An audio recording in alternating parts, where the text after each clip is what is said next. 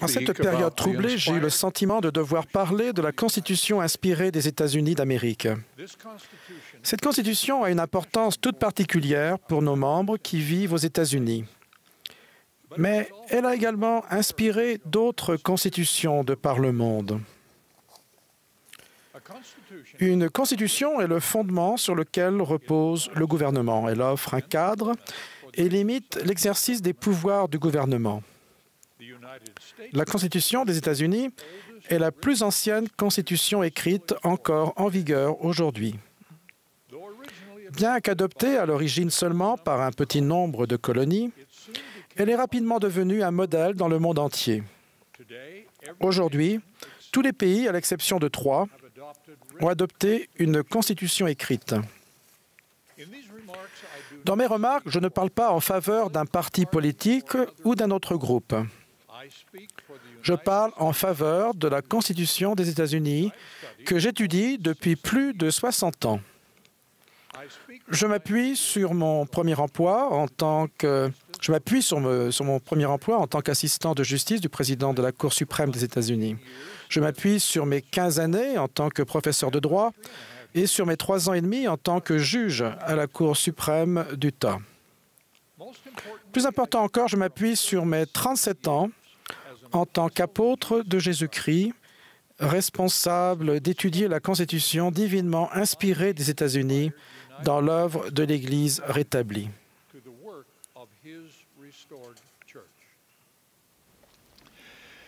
La Constitution des États-Unis est unique parce que Dieu a révélé qu'il l'a établie pour les droits et la protection de toute chair. C'est la raison pour laquelle les membres de l'Église de Jésus-Christ des Saints des derniers jours du monde entier se préoccupent tout particulièrement de cette Constitution. Que ces principes soient appliqués ou la manière dont ils doivent l'être dans d'autres pays, c'est à ces derniers qu'il appartient d'en décider. Quel était le dessein de Dieu quand il a établi la Constitution des États-Unis? Nous le voyons dans la doctrine du libre arbitre moral. Au cours de la première décennie de l'histoire de l'Église rétablie, ses membres qui vivaient dans les territoires encore non exploités de l'ouest du pays ont été secrètement et ouvertement persécutés. Et cela à cause, entre autres, de leur opposition à l'esclavage humain qui existait aux États-Unis à l'époque.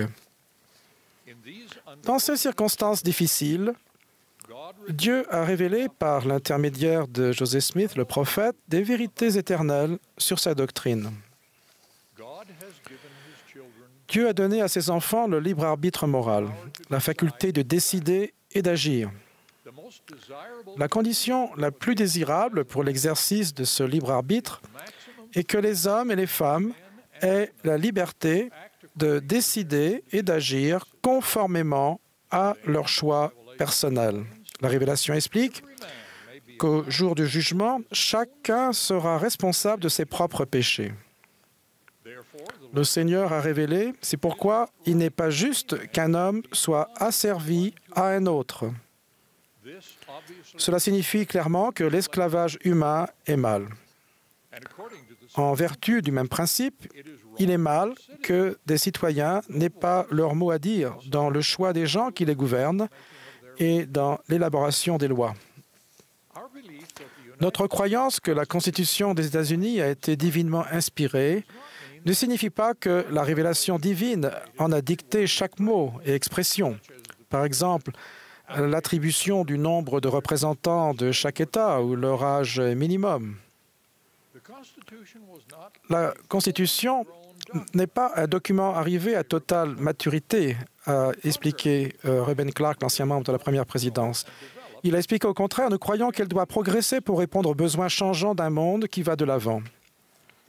Par exemple, des amendements inspirés ont aboli l'esclavage et donné le droit de vote aux femmes. Cependant, nous ne constatons pas une telle inspiration dans toutes les décisions de la Cour suprême qui interprète cette Constitution. Je crois profondément que la Constitution des États-Unis contient au moins 5 principes d'inspiration divine. Le premier principe est que la source du pouvoir du gouvernement est le peuple. À une époque où l'on considérait universellement que le pouvoir souverain venait du droit divin des rois ou de la force des armées, attribuer le pouvoir souverain au peuple était révolutionnaire.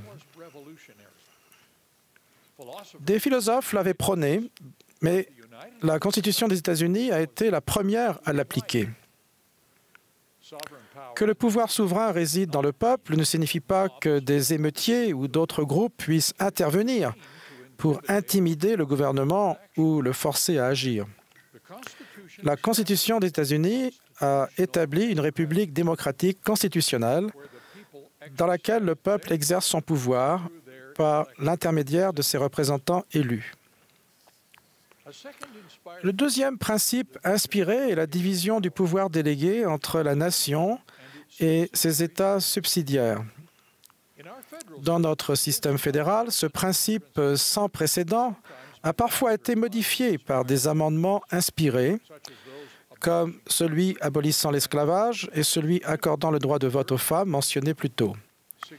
De manière significative, la Constitution des États-Unis limite le gouvernement national à l'exercice des pouvoirs accordés expressément ou implicitement et réserve tous les autres pouvoirs de gouvernement aux États respectifs ou au peuple. Fin de citation. Un autre principe inspiré est la séparation des pouvoirs. Bien plus d'un siècle avant notre Convention constitutionnelle de 1787, le Parlement anglais a été le pionnier en matière de séparation de l'autorité législative et de l'autorité exécutive en retirant par la force certains pouvoirs au roi.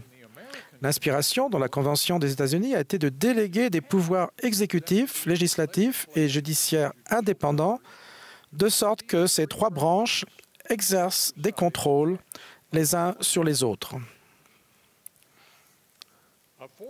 Le quatrième principe inspiré est l'ensemble de garanties essentielles des droits individuels et des limites spécifiques à l'autorité du gouvernement énoncées dans la Déclaration des droits, adoptée par amendement 3 ans après l'entrée en vigueur de la Constitution.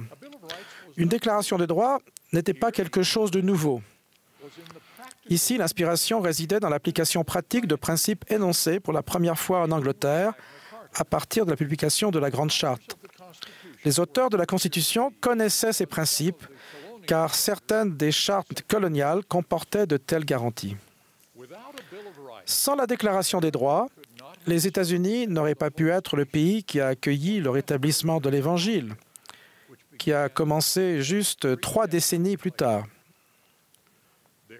Il y a eu de l'inspiration divine dans la disposition originelle qu'aucune profession de foi religieuse ne serait requise pour accéder aux fonctions publiques.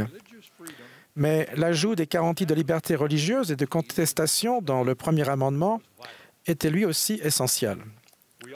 Nous voyons aussi l'inspiration divine dans les libertés d'expression et de la presse, garanties par le premier amendement, ainsi que dans les protections incluses dans d'autres amendements, par exemple pour les poursuites pénales. Enfin, cinquièmement, je vois l'inspiration divine dans le dessein essentiel de la Constitution dans son ensemble. Nous devons être dirigés par des lois et non par des personnes. Et notre loyauté est envers la Constitution, ses principes et ses procédures, et non en un titulaire d'un office public. De cette manière, chaque individu est égal devant la loi. Ces principes bloquent les ambitions autocratiques qui ont corrompu la démocratie dans certains pays.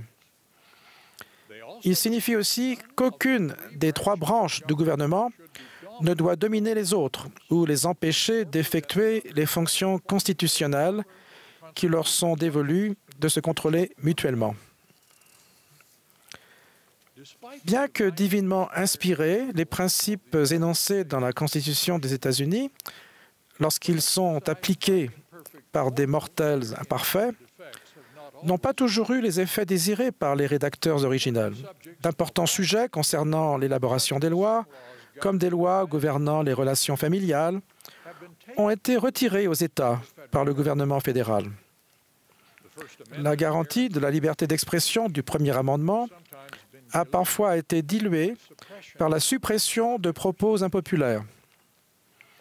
Le principe de séparation des pouvoirs a toujours été mis sous pression par les fluctuations d'une branche du gouvernement exerçant ou inhibant les pouvoirs délégués à une autre.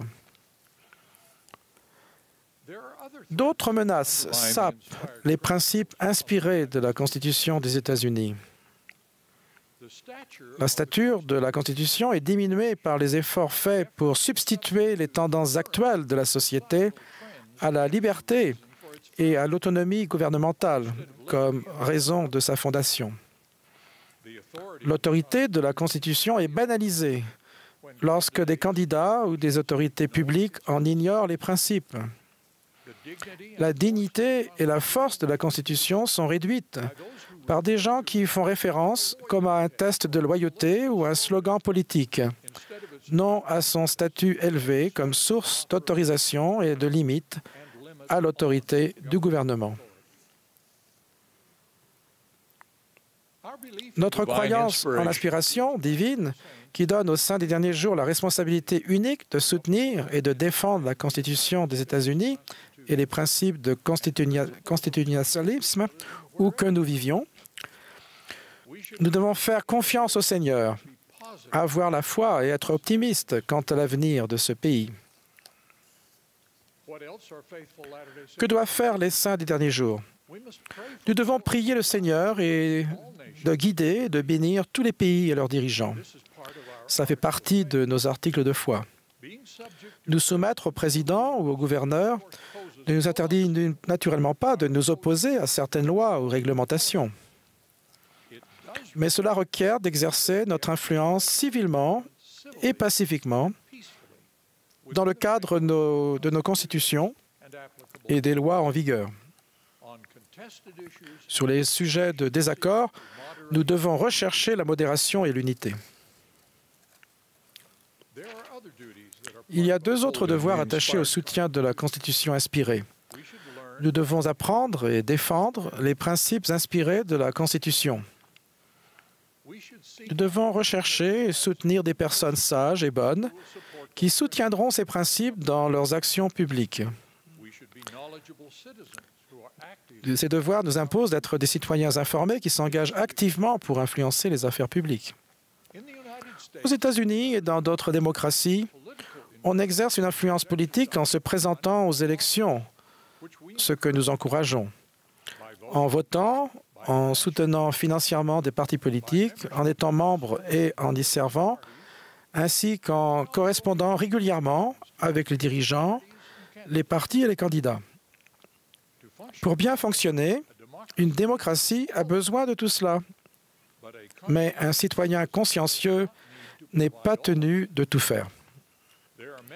Il y a beaucoup de questions politiques et il n'existe pas de parti, de programme ni de candidat qui puisse à eux seuls satisfaire toutes les préférences. Chaque citoyen doit décider à tout moment quels enjeux sont les plus importants pour lui. Ensuite, les membres doivent rechercher l'inspiration pour savoir comment voter et faire sentir leur influence selon leurs priorités personnelles. Ce ne sera pas facile. Ça peut exiger que l'on apporte son soutien à un autre parti ou à un autre candidat d'une élection à l'autre. De telles actions personnelles demanderont parfois aux électeurs de soutenir des candidats, des partis politiques ou des programmes qu'ils n'approuvent pas entièrement. C'est l'une des raisons pour lesquelles nous encourageons nos membres à ne pas se juger les uns sur les autres en matière d'opinion politique. Nous ne devons jamais affirmer qu'un saint dernier jour fidèle ne peut pas appartenir à tel ou tel parti ou voter pour tel candidat. Nous enseignons des principes corrects et laissons nos membres choisir comment prioriser et appliquer ces principes aux sujets qui leur sont présentés de temps à autre. Nous insistons également et demandons à nos dirigeants locaux d'insister pour que l'on ne parle, ni n'enseigne, ni ne prône des choix et des affiliations politiques dans aucune de nos réunions de l'Église. L'Église de Jésus-Christ des Saints des derniers jours exercera bien entendu son droit de cautionner ou de combattre toutes les propositions de loi que nous considérons comme contraires au libre exercice de la religion ou aux intérêts essentiels des organisations de l'Église. Je témoigne que la Constitution des États-Unis a été divinement inspirée et je prie pour que nous, qui reconnaissons l'être divin qui l'a inspirée, en soutenions et défendions toujours les grands principes. Au nom de Jésus-Christ. Amen.